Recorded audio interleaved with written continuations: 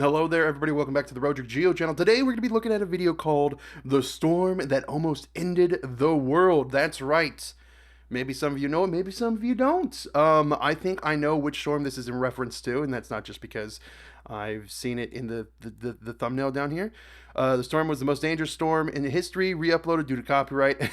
Okay. And it almost ended the world. Chances are you've never heard of it. Check out Scott Carney's book and his channel, the Vortex Scotch channel. The book has much more in-depth in understanding of the subject of history, so I highly recommend you read it. It contains Hai's story and information about the geography and the war. Okay, well, I actually thought he had it listed in here, but apparently not.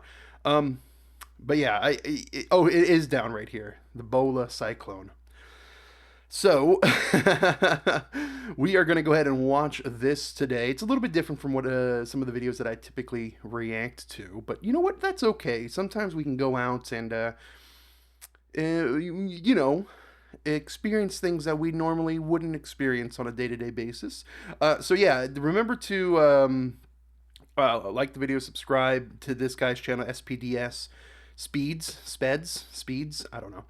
The link to his video will be in the description below. So without further ado, I say, let's go ahead and just get right into it, yeah?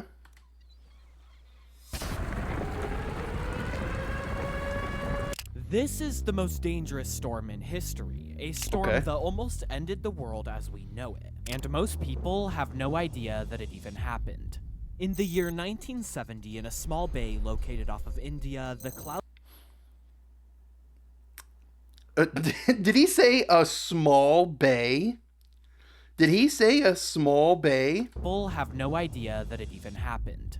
In the year 1970, in a small bay located off of India... He said a small bay. The Bay of Bengal, which I think is... The Bay of Bengal is the largest bay in the world? Or one of the largest bays in the world? A small bay. Okay, sorry. Crumbled with proof that a massive storm was about to hit. However, 800 miles north, the East Pakistanis go about their daily lives, completely unaware of the impending threat brewing in the distant waters. Yeah, this is 1970, so it's still East Pakistan. On November 8th, 1970, a collection of slow, swirling clouds are detected deep into the Bengal Bay, proof that a mini-tropical storm is about to form. On November 9th, in a single day, this area undergoes a rapid change. A change into a full-fledged tropical storm. The beginning of a hurricane or cyclone is near. On November 10th, the storm strengthens, but a very distinct path is formed for the storm. A path that, to the shock of those watching the radars, was seen to be heading directly towards the coast of East Pakistan at an alarming speed. Finally, on November 11th, the storm intensified into the strongest class of a tropical storm, a severe cyclone. The cyclone moved towards land. So for those of you in the the West, the U.S. in particular, with me, cyclones are equivalent to hurricanes. And yeah, to be honest with you, most of the most of the world over here probably doesn't know about it because unfortunately the history is not very taught. The history of this location is not taught very well here in the U.S. History in general is not taught, really, but with no sign of it is stopping. what it is. However, most people near the bay would ignore the storm, because storms of this size are fairly common for the area. But unfortunately, completely unknown to everybody at the time, this once small collection of clouds was going to prove to be very different. It was going to prove to be much more effective at destruction. Known notoriously as the most deadly and destructive natural disaster in history, the Bola Cyclone is a great example of what happens when a perfect storm hits the Earth. We have this is like the music you'd hear off of like Summoning Salts. It's a little too upbeat, I think, for this this footage he's showing, but okay.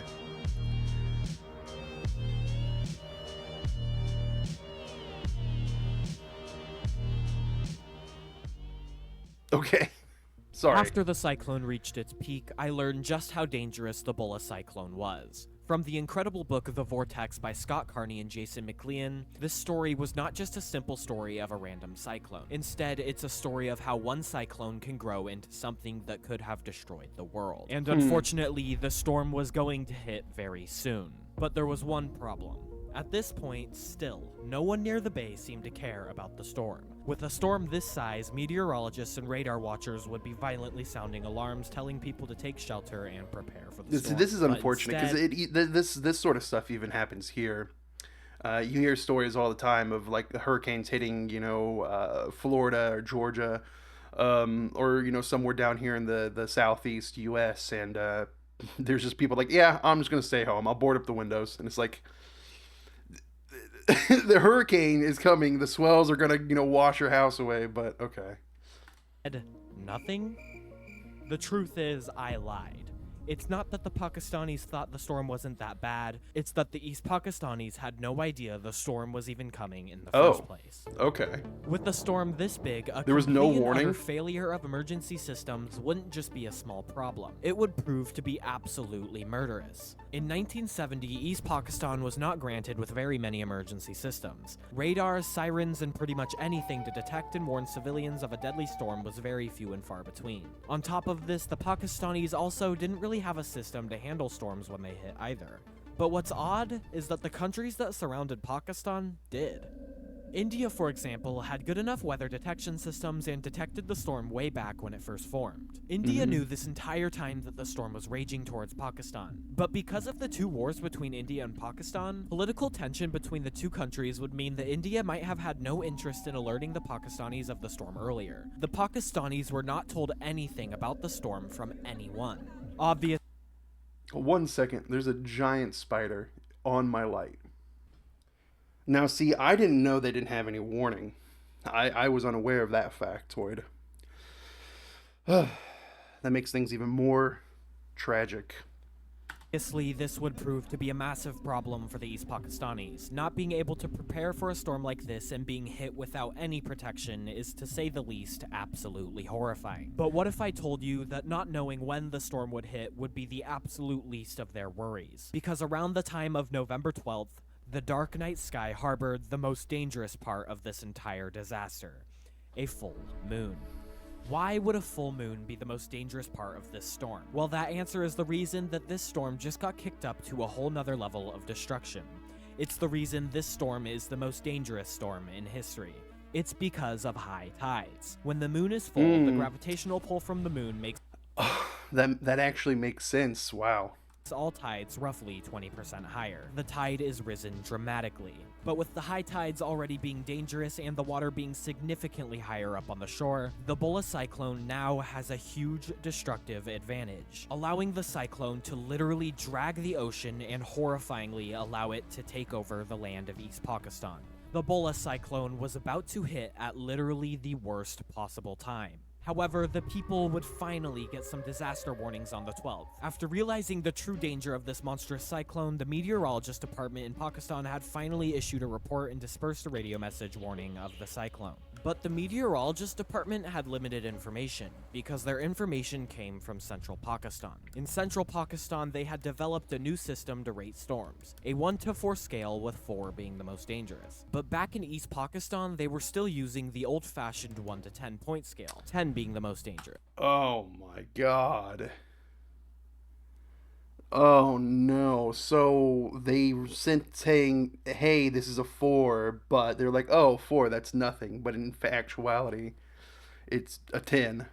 So when the radio had transmitted in a few jumbled words, "Great dangers ahead, scale 4, the civilians were not only confused, but they shook it off, assuming 4 is nowhere near as bad as 10. But little did they know, 4 was catastrophic. But unfortunately, a simple radio message would not be enough to sway most residents. Most people wouldn't take the storm too seriously just from a simple radio message.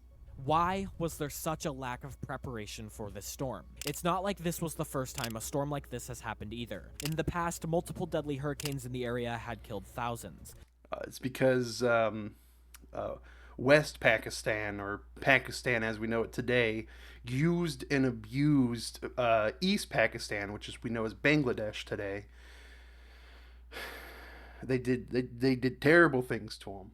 And due to these horrible disasters, the central Pakistani government contacted the American government for help in developing better preparation for storms. But for political reasons between West and East Pakistan, the central Pakistani government didn't seem to carry out many of the plans they should have for East Pakistan. Yep. East Pakistan was seriously getting the short end of the stick here from pretty much everything. But at this point, it was already too late to try and fix things. The Bola cyclone was about to hit the shores of East Pakistan.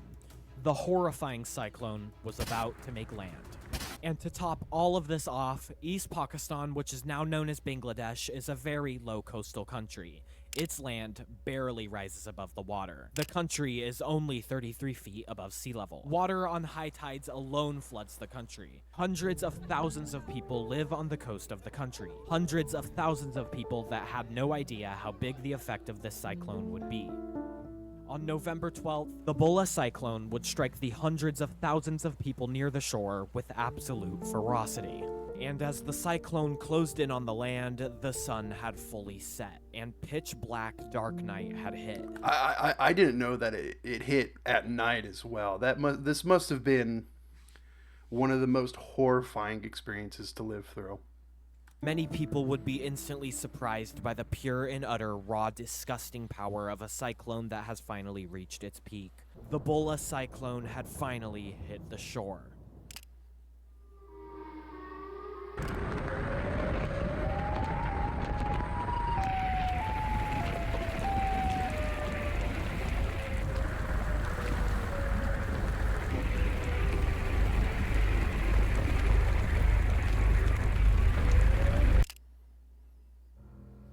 Rising waters, absurd winds, rain that stings like 1,000 needles, and a storm surge and flood upwards of 33 feet high in some areas. Houses are completely leveled. The floods and ocean reach the roofs of most houses, spelling pure and utter catastrophe for those involved anywhere near the shore. There was no safety. There was no way of countering this storm, and no one even knew that it was coming. Thousands of families struggled to the top of their homes. Many would pray that their house was tall enough, but unfortunately, a tall enough house wasn't very common. Most houses were entirely swallowed by the sea. Damn. In Manpura, one of the hundreds of isolated islands along the shore being hit, the man Hai and his family struggled to the top of their home as the flood poured and heightened by the minute. Luckily, Hai's home was one of the more sturdy and solid homes in the area, and luckily it also had a second floor. Most of the other homes did not, and were not nearly as sturdy. The area was severely underprepared for a flood of 20 feet high. Hai and his family waited as they watched the flood reach slowly above the steps of their second floor. With time running fast and the flood rising faster, I realized the flood would entirely engulf the two-story home. He realized that the massive 20-foot storm surge would engulf everything on the coast and more. Safety in homes was not an option. The only way to survive this storm was to not be anywhere near it. His family was sobbing. Even the men cried and screamed. All of this had happened in 8 minutes. Okay, I mean, men are allowed to cry and scream. Come on. Saying like it's I don't know, not a common thing. God, this is For the family terrible that was told a small cyclone would tragedy. hit. A family that's home was more than half a mile away from shore. Eventually, Hai and his brother struggled to the roof of the house to hopefully get everybody up there away from the flood. But when they got up there, they would be barraged with the heaviest storm imaginable. 155-mile-per-hour winds and rain would sting the men like BBs on their skin, and the roof would bend and creak from just 2 people standing on top of it. Having the entire family up there was completely out of the question. However, in a split moment, Hai realized. He realized they had a massive, tall and strong coconut tree 2 feet next to the house. His idea was for everybody to jump to the tree and hold on to it. Everybody would be able to jump. It was a 2-foot jump that even his grandma could make. Hai yelled his idea to the others and said he would try to make the jump first as a pioneer. But in the middle of the night with no vision, this jump was extremely dangerous. But regardless, he went for it. Hai jumped in the middle of the storm to the coconut tree, and he made it. So he yelled, I made it to the others, hoping that they would follow him. To no response. Assuming the storm was too loud, he yelled again, but heard a wave crash over the roof of the house. Hai, still with hope that his family could jump, waited. Continuously yelling, I made it, the waves slapped against the roof with unrelenting power, and the water continued to rise. Hai called out to his mom, desperate for a response. and with his cries turning from triumph and survival to despair, Hai called out to God. For the next hour or so, Hai would cling violently to the swaying palm tree, grinding his arms into the tree. Absolutely exhausted from holding on for hours in insane winds and rain, Hai would almost give into the waters below to join his family. He knew he could hold on no longer. His muscles were exhausted and he had had enough of this storm. Hai wanted to join his family. But just before he was about to give up, the storm fully and utterly stopped. Absolutely confused, Hai looked around. Everything came to a halt. The strong winds came to a small breeze, the rain was a light shower, and everything calmed. Hai was in the eye of the storm. Looking around, all he saw was water, debris, and dead bodies floating everywhere. The only significant landmarks were trees in the top 3 feet of the Monpura High School, a 3-story building.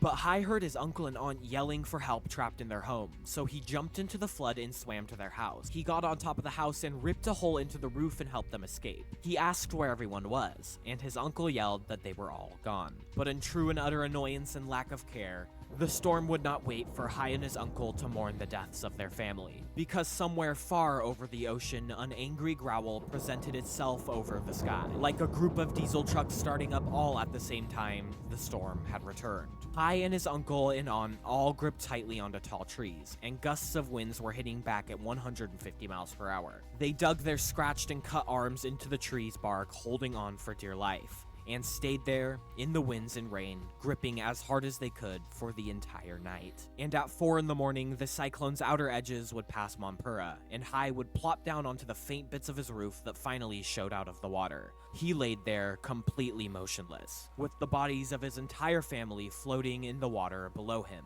Hai had survived, but he was exhausted, broken, and all he wanted to do was die. Tragic story, really. Wow. Wow.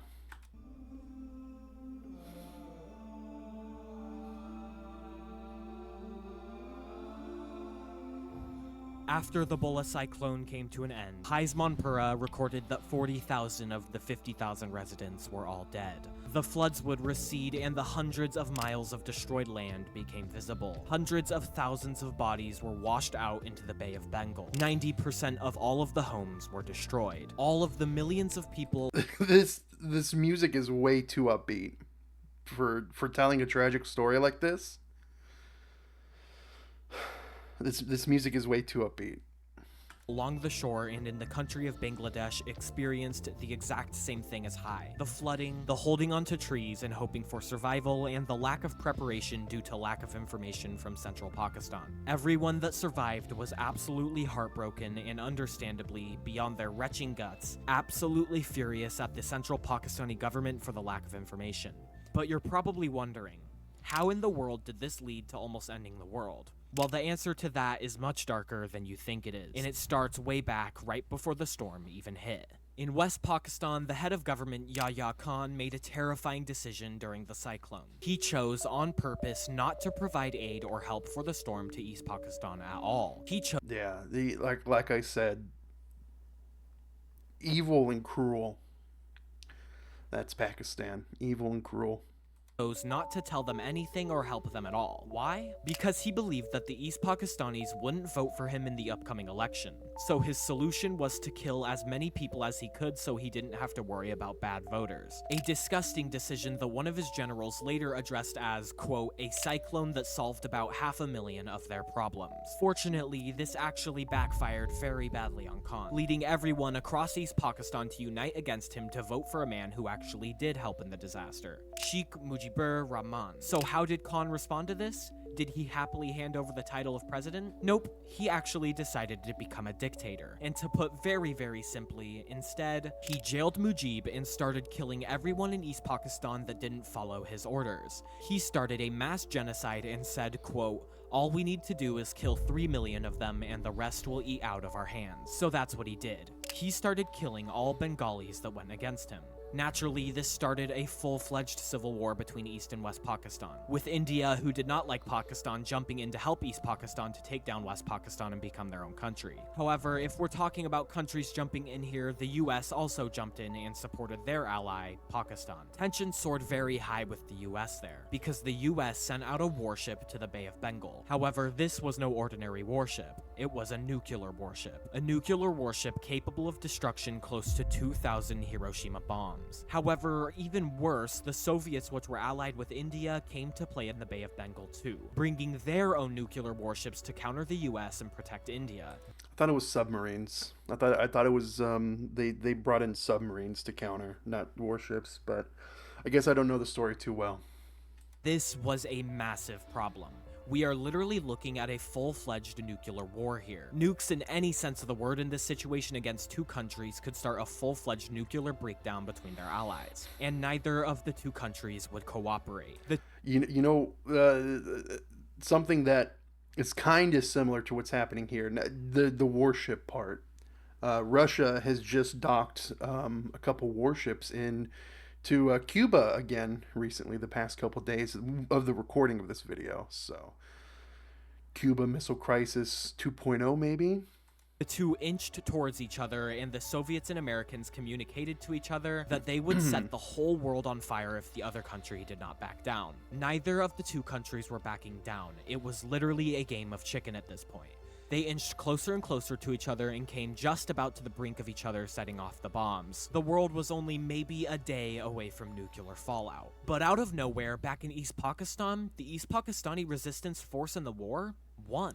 They seized the main city Dhaka, which means that East Pakistan is now Bangladesh. The war was over. Luckily, this miracle would sway everyone involved with the war away from each other, and the US and Soviets left, just days before absolute annihilation. Finally, after everything the Bangladesh went through, it was all over. But unfortunately, this wouldn't be the end, because in reality, Bangladesh had just been hit by the world's biggest cyclone and then by a massive genocide. They had nothing to establish a country. No political figures, no money, and a broken land. They were left with essentially nothing to start their country. Nothing but a genocide and a cyclone's remains. What Bangladesh experienced in 1970 was nothing short of beyond horrifying. The lack of knowledge, the high tides, the storm surge and floods, and the lack of help from everybody. And overall, the entire isolation in their own disaster. The Bula cyclone really did hit at the worst possible time. And even to date, there has not been a single storm in history that has even come close to the death count and destructiveness of the Bula cyclone, because the land of Bangladesh was stripped entirely naked to its absolute core. It was entirely ripped apart by the cyclone. But perhaps, possibly, All right. A good informative video. The story was tragic. The music is just too upbeat, though. Like, the music is so out of place. Bangladesh was not just a naked and broken land, but instead, possibly, it was a new land to grow upon. Okay. All right. I'm actually interested in seeing what other videos this person has done. Antarctica's worst plane crash, the K2 summit disaster, how deep is the void in Minecraft? Oh, they were a Minecraft YouTuber until very recently. Okay. Interesting. Okay. Nope. Can I not go back? Okay. Like I said, super tragic, terrible disaster.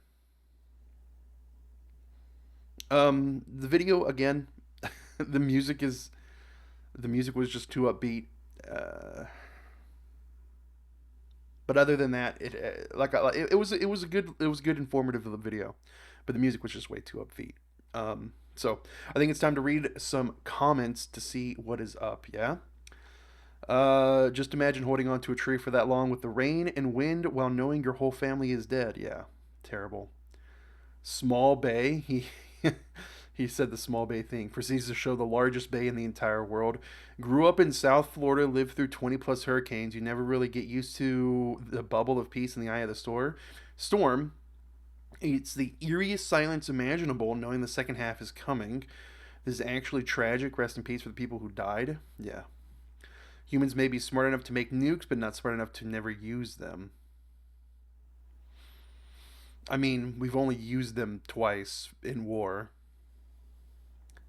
And arguably, using them in war, yes, it killed a lot of people, but it put an end to the war, which could have potentially drug on and killed even more people.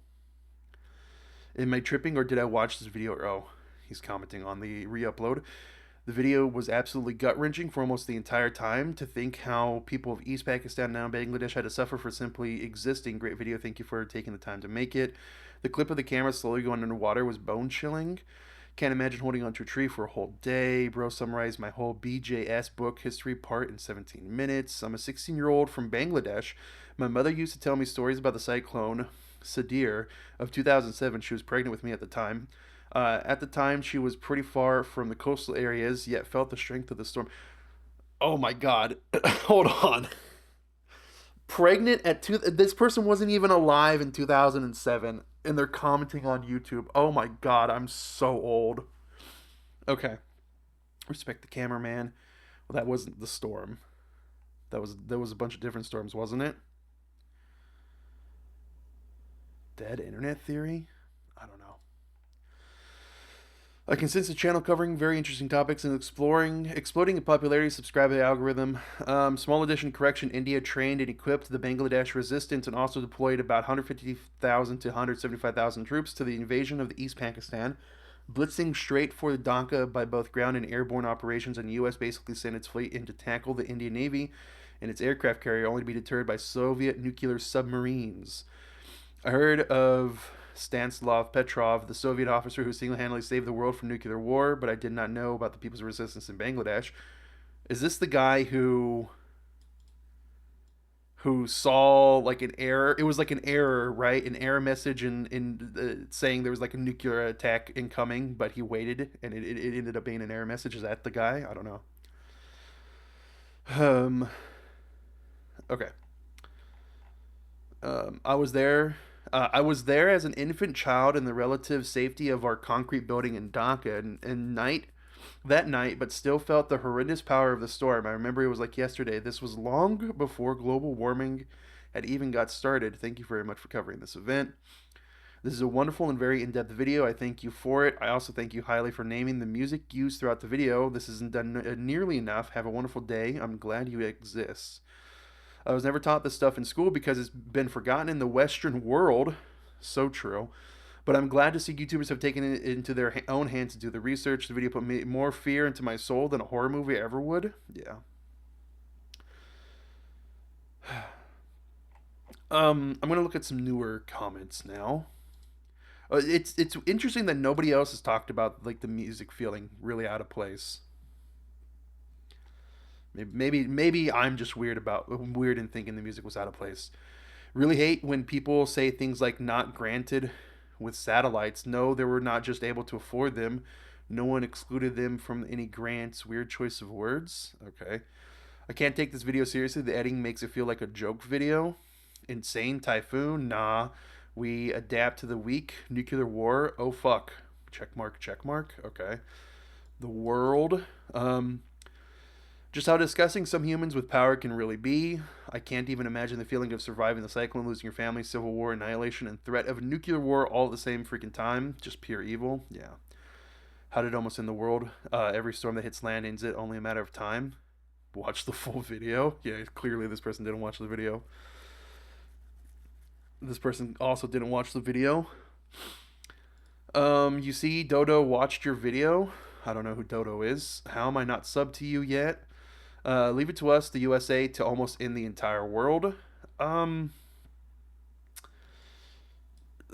Sure. Okay. My grandfather was the victim of that cyclone. Damn, how he survived.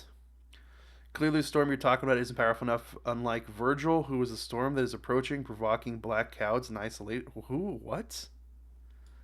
I don't know. I nearly cried. So did I. But then the music just like took me out of it. Maybe the music was intentional. I don't know. I don't know. The story was actually kind of tragic, and I'm actually feeling a little emotional about it right now. So,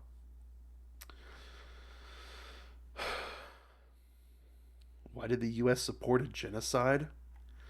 Honestly, the video was edited perfectly. Definitely the script and maybe a change. Definitely the script and maybe a change in narrator. This is truly tragic and terrifying.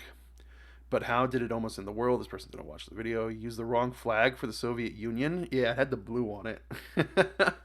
The Soviet Union flag. Yeah, the Soviet Union flag is just red. The one with the flag, the one with the blue, is the Russia Soviet Federate Socialist Republic. Yeah. Anyways, funny thing is, Cyclone's name is Bola, which means innocence. Bro got the summoning salt and intro energy. He literally used summoning salt's music. Well, it's not summoning salt's music, but he uses the same music as summoning salt. Too much summoning salt, yeah. Bro, it's nuclear, not nuclear. It's not nuclear. It's nuclear. Um, the video title is false advertisement. No, it's not. If a group of people played drink every time Pakistan said game, the death rate would be well. Okay. Bro just yap to pad out the time. JFC. Otherwise, good content here. Okay. I like the part where you explained how I almost ended the world. He did. He almost ended up in World War III, basically. How would a single cyclone? Okay, people didn't. This are just commenting before they watched the video. Man, Earth be tweaking with its extinction rates. It hit Bangladesh, not the entire world. This person clearly didn't watch the video. This is 2 years before my dad was born. How am I supposed to feel? I don't know. How are you supposed to feel? Your map of India and Bangladesh is completely wrong. Was it? I wasn't paying attention to the map.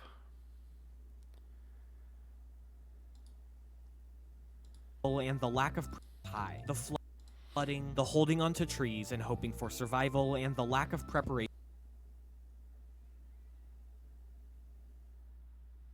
I don't know. Someone pointed out for me. I can't see it from that. It's discussing how India didn't warn them because of a shitty war. I hate the world. Stop crying. No, it's as disgusting as Pakistan. They did nothing because of disputes between them, even after East Pakistan being part of their own country. I love this dude's voice. This is what you dreamed of becoming as a little girl or boy? I think not. Why don't you go to the star you were meant to be, and this is how. Whatever you were doing before the age of 6, were you doing this between the age of 6 to 10, and whatever you did between the ages of 13 to 17, combine them all and bang, dream job. What? Is this like a bot? Okay.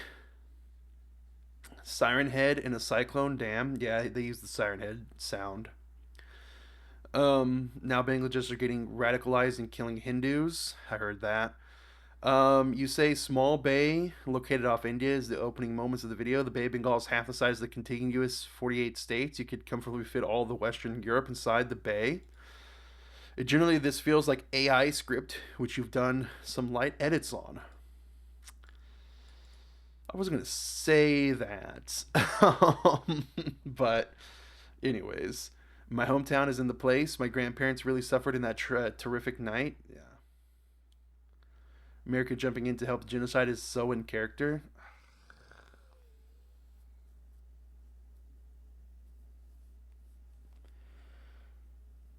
Okay. Weren't you a Minecraft theorist? Yeah, we looked at his channel. He was doing Minecraft videos. I wonder why the video says a storm that almost ended the world, even though his days you get the storm. Okay. All right. This person clearly didn't watch the whole video. I'm just going to downvote him for not even watching the whole video. Okay, well, I'm surprised no one talked about the music. buy a pop filter and sit back more when you're recording. Other than that, great video and editing. I'm really, really surprised no one else commented on how the music just did not fit. Or maybe people just don't notice that sort of thing. Like he was playing, it was like upbeat music, and he was like telling this tragic story. I didn't like it. No matches for music. What in the world? Okay, well, hmm. I'm just gonna load everything. I saw another comment there talking about something with Virgil. What is this thing with Virgil? What is this Virgil thing that I'm unfamiliar with? Someone I also saw a comment there saying something about the India map being wrong. I guess I just wasn't looking at the map. I'm sorry guys if I didn't point that out earlier. Nah, he got the speedrun music going. Okay, no one's talking about the music. Okay, weird. That's it's strange to me that I'm the only one that noticed or pointed out that the music felt very out of place. But okay, well if you want to go and take a look at Speeds in his channel, the link to this video will be in the description below. Um, and yeah, it was a tragic event, completely tragic. All right. With that being said, guys, thank you for watching. Hope you all have a good one. Hmm. It is a very weird shift in content. All right. Take care, guys. Goodbye.